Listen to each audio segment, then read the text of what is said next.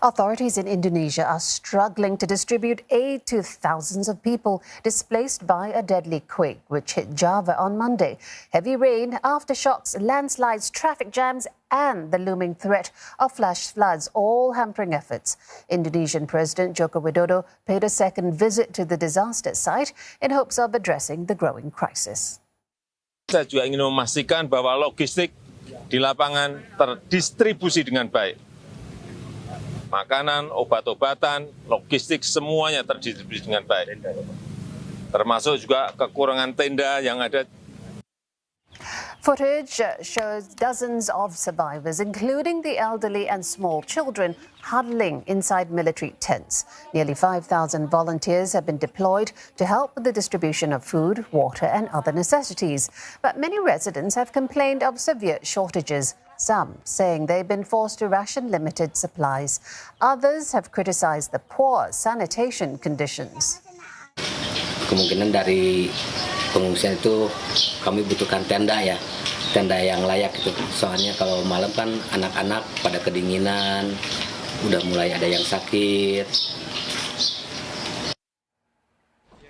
Urgency mounting also for rescuers in the wake of Monday's earthquake, which killed more than 270 people. Their 72-hour golden window to find survivors has closed, and officials admit the chances are slim. At least 40 people are believed to be still buried under the rubble. Singapore's government will contribute $100,000 to the Singapore Red Cross. This is to support disaster relief and humanitarian efforts following the deadly earthquake in West Java, Indonesia.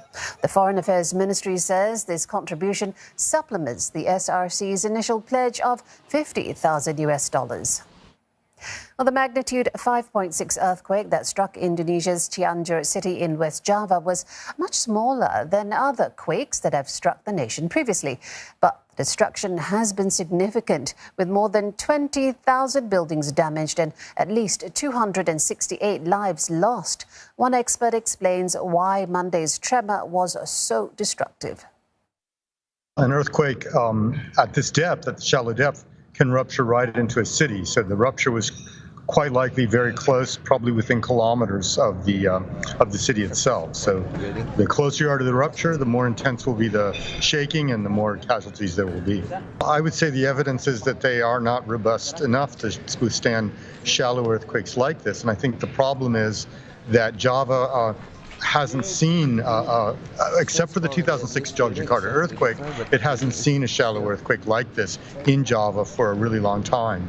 Well, I think the best thing to do is to try to improve building practices and try to strengthen the standards around making residential structures, things like having minimal standards for concrete strength and some minimal standards for reinforcement, the quality of reinforcement and other practices. That's really the most important thing to do. That will take a long time.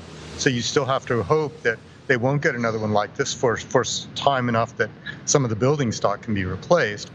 It is, unfortunately, more difficult to retrofit existing structures, and there are, of course, many of those now.